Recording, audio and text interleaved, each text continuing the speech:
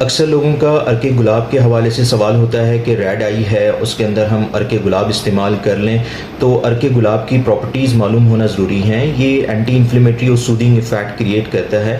بعض لوگ اس کو چہرے پہ لگاتے ہیں گلو کے لیے، سر میں درد ہے تو اس میں یہ یوز کرتے ہیں، لیکن اس کا مسئلہ یہ ہے کہ اس میں مائلڈ اسٹیرائڈ ہوتا ہے۔ پرابلم یہ ہے کہ اس کے اندر پریزرویٹو نہیں ہوتا ہے۔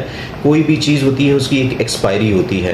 اگر آپ کا بریڈ ہے اس کی بھی ایکسپائری ہے، تو اس کے اندر پریزرویٹو نہیں ہے تو ایک دفعہ آپ نے اس کو کھول لیا، آپ اس کو مسلسل اگر آنکھ میں ڈالنے ہیں تو یہ ڈیمیج کر سکتا ہے۔